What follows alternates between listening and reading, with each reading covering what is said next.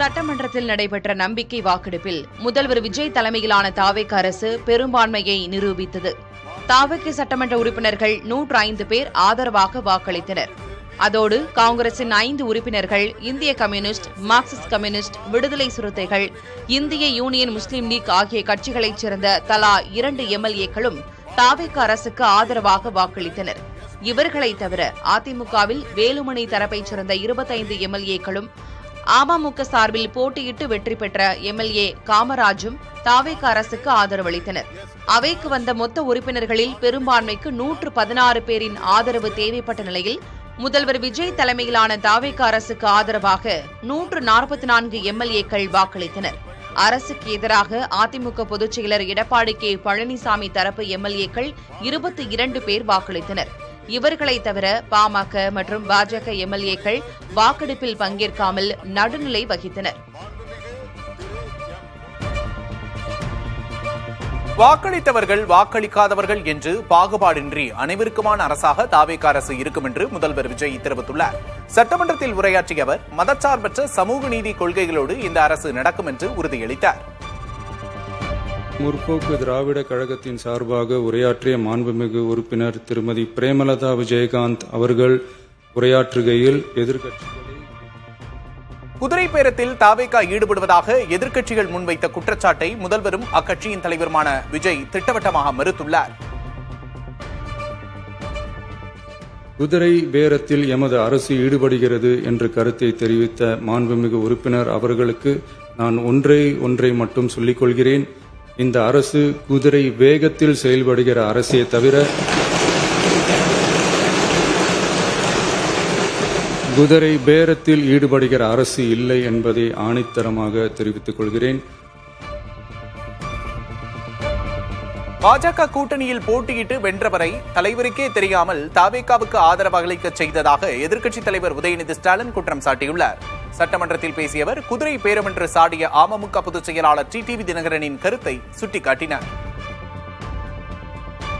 உங்க கொள்கை எதிரின்னு சொன்ன பாஜக தலைமையிலான என்டிஏ கூட்டணியில போட்டியிட்ட ஒரு சட்டமன்ற உறுப்பினரை அந்த கட்சி தலைவருக்கே தெரியாம இந்த ஆட்சிக்கு ஆதரவு தர வச்சீங்க. இப்ப நான் சொல்றதுலாம் ரொம்ப டீசென்டான வெர்ஷன். அந்த கட்சி தலைவர் உட்காருங்க உங்களை சொல்ல உட்காருங்க உறுப்பினர் காமராஜ் உட்காருங்க. திரு டிடிவி தினகரன் சொன்னது என்ன தெரியும்? சொன்னாரு, ஆட்சிக்கு வர்றதுக்கு முன்னாடியே குதிரை பேரத்துல ஈடுபடுறாங்கன்னு சொன்னார். நேற்று சொல்லியிருக்கிறாரு, மாற்றம்னு சொன்னீங்க, இது மாற்றம் இல்ல துர்நாற்றம் அப்படின்னு சொல்லியிருக்கிறார். இன்ஸ்டாகிராம் ரீல்ஸ் ஆட்சியாக இல்லாமல் ரியல் ஆட்சி நடத்த வேண்டும் என்று எதிர்க்கட்சித் தலைவர் உதயநிதி ஸ்டாலின் வலியுறுத்தியுள்ளார். சட்டமன்றத்தில் முதல்வர் விஜய் கொண்டு வந்த நம்பிக்கை கோரும் தீர்மானத்தின் மீது பேசிய அவர் நம்பிக்கை வாக்கெடுப்பில் பங்கேற்காமல் திமுக வெளிநடப்பு செய்வதாக தெரிவித்தார். உங்களுக்கு ஓட்டு போட்ட மக்களே நடக்கிறதெல்லாம் பார்த்துட்டு ஒரு பெரிய தப்ப பண்ணிட்டோமோன்னு இன்னைக்கு வருத்தப்பட ஆரம்பிச்சுட்டாங்க. மக்களுடைய அந்த உணர்வை வெளிப்படுத்தும் விதமா இந்த ஓட்டெடுப்புல கலந்துக்காம திராவிட முன்னேற்ற கழக உடன்பிறப்புகள் உறுப்பினர்கள் நாங்க வெளிநடப்பு செய்ய போறோம். நாங்க நம்பர் 1 மாநிலமா மாத்திட்டு தான் ஆட்சியை. பிரதமர் நரேந்திர மோடி அண்மையில் குஜராத் மற்றும் அஸ்ஸாம் மாநிலங்களுக்கு மேற்கொண்ட பயணங்களின் போது அவரது பாதுகாப்பு வாகனங்களின் எண்ணிக்கை பாதியாக குறைக்கப்பட்டது. கட்டாய பாதுகாப்பு நெறிமுறைகளில் எந்த ஒரு சமரசமும் செய்யப்படாமல் இந்த எண்ணிக்கை குறைப்பு அமல்படுத்தப்பட்டுள்ளது. தற்போதுள்ள வாகனங்களில் சாத்தியமான இடங்களில் மின்சார வாகனங்களை பிரதமரின் பாதுகாப்பு படையில் இணைக்க உத்தரவுகள் பிறப்பிக்கப்பட்டுள்ளன. பொருளாதார அழுத்தங்களை சமாளிப்பதற்காக இந்தியர்கள் சிக்கன நடவடிக்கைகளை மேற்கொள்ள வேண்டும் என்று பிரதமர் நரேந்திர மோடி கேட்டுக்கொண்டது குறிப்பிடத்தக்கது. பிரிட்டன் நாடாளுமன்றத்தில் புதிய கூட்டத்தொடரை மன்னர் சார்லஸ் முறைப்படி தொடக்கி வைத்தார். பக்கிங்ஹாம் அரண்மனையிலிருந்து ராணி கமிலாவுடன் ஊர்வலமாக வந்த மன்னர் நாடாளுமன்றத்தில் ஸ்டார்மர் அரசாங்கம் தயாரித்த கொள்கை உரையை வாசித்தார். பொருளாதார முன்னேற்றம் மற்றும் தேசிய பாதுகாப்பு தொடர்பான 35க்கும் மேற்பட்ட புதிய மசோதாக்கள் இந்த உரையில் இடம்பெற்றுள்ளன. இருப்பினும் பிரதமர் ஸ்டார்மரின் அரசியல் எதிர்காலம் குறித்த நிச்சயமற்ற சூழலால் இந்த திட்டங்கள் முழுமையாக செயல்படுத்தப்படுமா என்ற கேள்வி எழுந்துள்ளது. ஜெர்மனியின் பெர்லின் உயிரியல் பூங்காவில் அரிய வகை பிக்மி நீர் யானை குட்டி ஒன்று பிறந்திருக்கிறது. கடந்த சனிக்கிழமை பிறந்த இந்த பெண்குட்டி தற்போது 7 கிலோ எடையுடன் ஆரோக்கியமாக உள்ளதாக பூங்கா நிர்வாகம் தெரிவித்துள்ளது. டெபி மற்றும் டோபி என்ற நீர் யானை இணைக்கு பிறந்த இந்த குட்டிக்கு இன்னும் பெயரிடப்படவில்லை. பிக்மி நீர் யானைகள் தனிமையை விரும்பும் இயல்புடையவை என்பதால் தாய் நீர் யானை மட்டுமே தனது குட்டியை பராமரிக்கிறது. இந்த அரிய பிறப்பை கொண்டாடும் வகையில் பூங்கா நிர்வாகம் அதன் காணொளியை வெளியிட்டுள்ளது. So Gurudev told me, I'm going to give a darshan. Can you come with me? He said. தன்னை ஒருவரும் திரும்பி பார்க்கவில்லை என்ற ரஜினியின் பேச்சால் பெங்களூரு ரவிசங்கர் ஆசிரமத்தில் சிரிப்பலை பரவியது. I thought naturally people will there. They were no Rajini autograph, sign again, photo, video. தனது ஆசிரமத்தை சுற்றி பார்க்க குருதேவ் ரவிசங்கர் அழைத்ததாகவும் அதன் பேரில் ஆசிரமத்திற்கு சென்றபோது தன்னை பார்க்க ஏராளமானோர் ஆவலுடன் வருவார் என்று எதிர்பார்த்ததாகவும் ரஜினிகாந்த் கூறினார். ஆனால் ஒருவர் கூட தன்னை திரும்பி பார்க்கவில்லை என்றும் To be frank with you, I'm not lying. Not even a single person looked at me.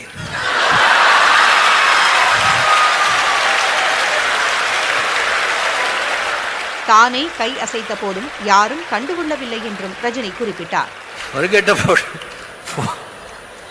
photo, signature, not even a single person. I am waving hi, no one looked at me. இந்த சம்பவம் தனது ஈகோவை உடைத்து விட்டதாக தனது அனுபவத்தை ரஜினிகாந்த் பகிர்ந்து கொண்டார். Stardom comes and goes. A limited time it stays. But this stardom is supreme stardom. ஆசிரமத்தில் உள்ள ஒரு குதிரைக்கு ரஜினி என்று பெயர் வைத்திருப்பதை சொல்லி அரங்கத்தையே அவர் மேலும் சிரிப்பலையில் ஆழ்த்தினார். And 2 horses. One horse's name is Rajini.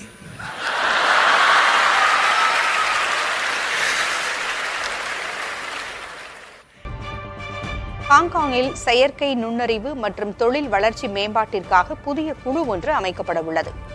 இக்குழுவின் மூலம் குறிப்பாக உயிரி மருத்துவ தொழில்நுட்பம் மற்றும் ரோபாட்டிக்ஸ் துறைகளில் புரட்சிகர மாற்றங்களை ஏற்படுத்த ஹாங்காங் திட்டமிட்டுள்ளது. இதுகுறித்து பேசிய தலைமை நிர்வாகி ஜான் லீ ஹாங்காங்கின் தொழில்நுட்ப வளர்ச்சியை மேம்படுத்த சர்வதேச நிறுவனங்களுக்கு அழைப்பு விடுத்தார். இந்த மாநாட்டின் சிறப்பம்சமாக மனிதரை போலவே நடனமாடும் மற்றும் உரையாடும் அகிபாட் நிறுவனத்தின் ரோபோ அனைவரது கவனத்தையும் ஈர்த்தது. பின்லாந்து தலைநகர் ஹெல்சிங்கியில் பொது போக்குவரத்து மற்றும் சைக்கிள் பாதைகளுக்காக பல பில்லியன் யூரோக்கள் செலவிடப்பட்டு வருகின்றன. இதன் ஒரு பகுதியாக பாதசாரிகள் மற்றும் சைக்கிள்களுக்காக மட்டும் ஒதுக்கப்பட்ட நாட்டின் மிக நீளமான 1.2 கிலோமீட்டர் மேம்பாலம் சமீபத்தில் திறக்கப்பட்டது. 1300 கிலோமீட்டர் தூரத்துக்கு சைக்கிள் பாதைகள் இருந்த போதிலும் கடும் குளிர் காரணமாக பயன்பாட்டாளர்களின் எண்ணிக்கை 11 விழுக்காட்டை தாண்டவில்லை. பெரும் நிதி செலவு மற்றும் கார் போக்குவரத்துக்கு அனுமதி மறுப்பு போன்ற விமர்சனங்கள் எழுந்தாலும் நகரின் மையப்பகுதியை சுற்றுச்சூழலுக்கு உகந்த மண்டலமாக மாற்றும் பணிகளை ஹெல்சிங்கி நிர்வாகம் தீவிரப்படுத்தி வருகிறது. சமூக வலைதளங்கள் மற்றும் செயற்கை நுண்ணறிவை முறைப்படுத்த ஸ்பெயின் அரசு புதிய சட்டங்களை கொண்டு வருகிறது. தொழில்நுட்ப நிறுவனங்களின் லாபம் மக்களின் உரிமைகளை விட மேலானது அல்ல என்று அந்நாட்டின் அமைச்சர் ஆஸ்கர் லோபஸ் தெரிவித்துள்ளார். குறிப்பாக சிறாரிடையே ஏற்படும் மனநல பாதிப்புகள் மற்றும் சைபர் குற்றங்களை தடுக்க 11 வயதினர் சமூக வலைதளங்களை பயன்படுத்துவதை ஸ்பெயின் தடை செய்ய உள்ளது. மேலும் இணையத்தில் வெறுப்புணர்வை தூண்டும் பதிவுகளுக்கு அந்த நிறுவனங்களின் அதிகாரிகளை பொறுப்பேற்க வேண்டும் என்றும் குற்றங்களுக்கு பின்னால் ஒளிந்து கொள்ளும் அனாமதேய முகங்கள் சட்டத்திலிருந்து தப்பிக்க முடியாது என்றும் அவர் எச்சரித்துள்ளார்.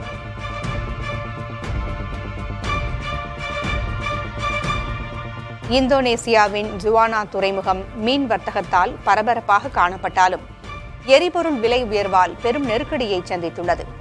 கடந்த சில மாதங்களில் டீசல் விலை லிட்டருக்கு 30,000 ரூபியோ வரை உயர்ந்துள்ளதால் ஜுவானாவில் உள்ள 1600க்கும் மேற்பட்ட படகுகளில் சில 100 படகுகள் மட்டுமே தற்போது கடலுக்கு செல்கின்றன. தொழிலை நிறுத்தினால் வாழ்வாதாரம் பாதிக்கும், தொடர்ந்தால் கடன் சுமை கூடும் என மீனவர்கள் வேதனை தெரிவிக்கின்றனர். தங்களின் வாழ்வாதாரத்தை காக்க அதிபர் பிரபோவோ தலையிட்டு உரிய நடவடிக்கை எடுக்க வேண்டும் என்று அவர்கள் கோரிக்கை விடுத்துள்ளனர்.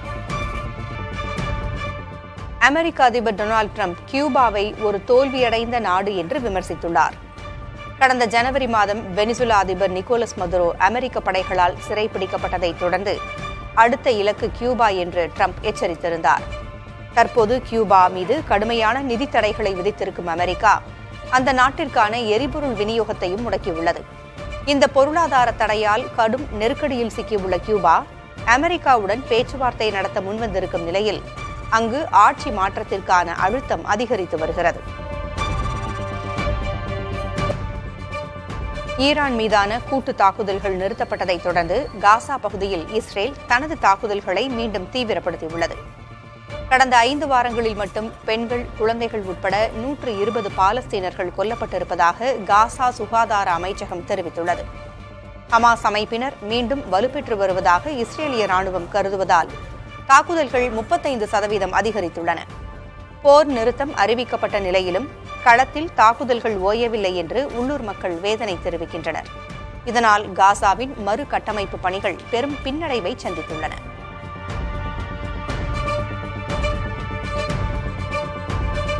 இந்தியாவில் தங்கம் மற்றும் வெள்ளி மீதான இறக்குமதி வரியை 6லிருந்து 15 விழுக்காடாக உயர்த்தி மத்திய அரசு உத்தரவிட்டுள்ளது. தங்க இறக்குமதியை கட்டுப்படுத்தவும் வர்த்தக பற்றாக்குறையை குறைத்து ரூபாய் மதிப்பை அதிகரிக்கவும் இந்த நடவடிக்கை எடுக்கப்பட்டுள்ளது. ஆனால் இந்த நடவடிக்கையின் மூலம் தங்க கடத்தல் மீண்டும் அதிகரிக்கும் என்று நிபுணர்கள் எச்சரிக்கின்றனர். முன்னதாக ஓராண்டு காலத்திற்கு தங்கம் வாங்குவதை தவிர்க்க வேண்டும் என்று பிரதமர் நரேந்திர மோடி இந்திய மக்களுக்கு கோரிக்கை விடுத்திருந்தார். இந்தியாவில் தங்க நுகர்வு பெரும்பாலும் இறக்குமதியையே சார்ந்துள்ளது. டெல்லியில் நடைபெறும் பிரிக்ஸ் வெளியுறவு அமைச்சர்கள் கூட்டத்தில் பங்கேற்கும் ஈரான் வெளியுறவுத்துறை அமைச்சர் சையத் அப்பாஸ் அராக்ஷி இந்திய வெளியுறவுத்துறை அமைச்சர் ஜெய்சங்கருடன் இருதரப்பு பேச்சுவார்த்தை நடத்தவுள்ளார். இந்த பேச்சுவார்த்தையில் ஹோர்முஸ் நீரிணை வழியாக செல்லும் இந்திய கப்பல்களின் பாதுகாப்பு முக்கிய அம்சமாக இருக்கும் என தெரிவிக்கப்பட்டுள்ளது. இந்தியாவின் கச்சா எண்ணெய் இறக்குமதியில் 40 விழுக்காடும் எல்பிஜி இறக்குமதியில் 90 விழுக்காடும் இந்த வழியாக நடைபெறுவதால் இந்த விவாதம் முக்கியத்துவம் பெற்றுள்ளது. மத்திய கிழக்கு பிராந்தியத்தில் நிலவும் பதற்ற சூழ்நிலையால் இந்த பேச்சுவார்த்தை சர்வதேச அளவில் கவனம் ஈர்த்துள்ளது.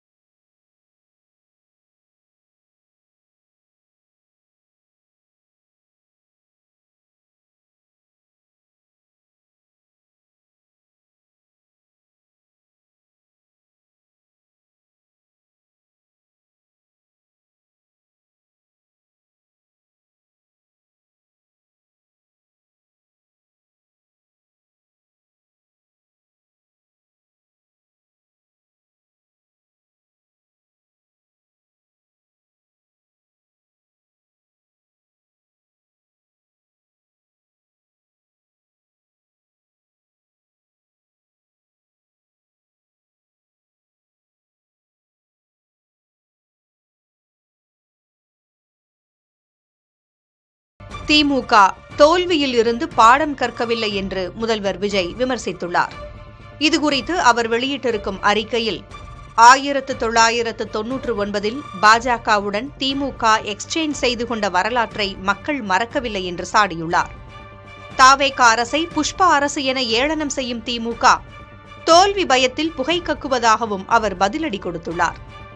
மேலும் திமுகவின் ரீல்ஸ் அருந்துவிட்டதாகவும் மேஜிக்கல் நம்பர் இல்லை என்று சொல்பவர்கள் வியக்கும் வகையில் மேஜிக்கலாக மக்கள் நலத்திட்டங்களை செயல்படுத்தி சாதனை படைப்போம் என்றும் முதல்வர் விஜய் உறுதிபட தெரிவித்துள்ளார். அதேபோல் தோல்வியில் மூழ்கி திணறிக் கொண்டிருக்கும் திமுக நம்மீது சேற்றை வாரி இறைக்கத்தான் செய்யும், ஆனால் நமது அரசின் செயல்பாடுகளை பார்த்து திமுக ஆற்றாமையில் அலறப்போவது உறுதி என குறிப்பிட்டுள்ளார்.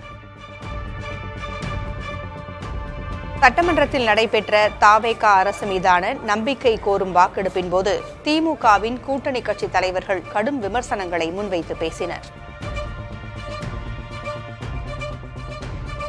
நான் அடிக்கடி வாசிக்கும் திருக்குரான் லக்கும் தீனுக்கும் வலிய தீன் என்று சொல்கிறது. அவரவர் மார்க்கம், அவரவர் நம்பிக்கை அவரவருடையது, யாரும் காயப்படுத்தக்கூடாது என்கிறது. அந்த வகையில உங்களுடைய நம்பிக்கையை நான் மதிக்கிறேன், உணர்வை மதிக்கின்றேன். அதே நேரத்தில் உங்களுடைய நம்பிக்கையே உணர்வை அரசுமயமாக்குவதை நான் எதிர்க்கின்றேன்.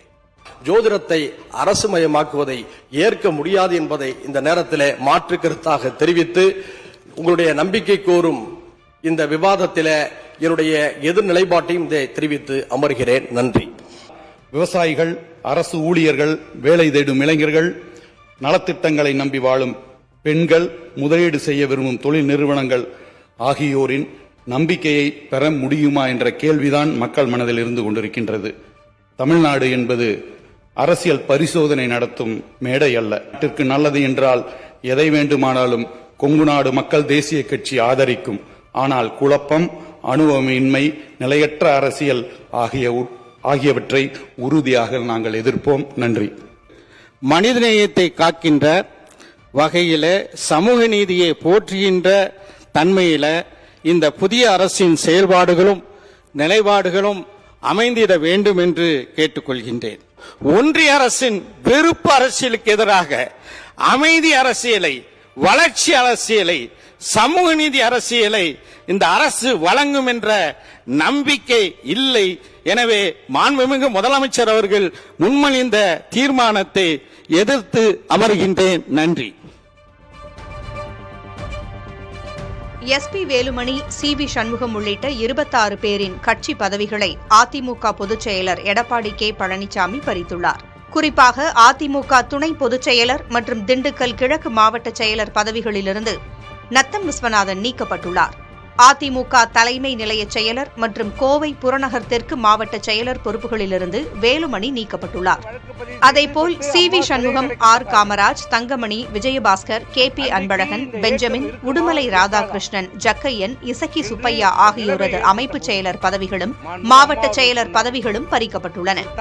KC Veeramani, MR Vijayabaskar, Arunmozhithevan உள்ளிட்டோரின் பதவிகளையும் Edappadi Palaniswami பறித்துள்ளார்.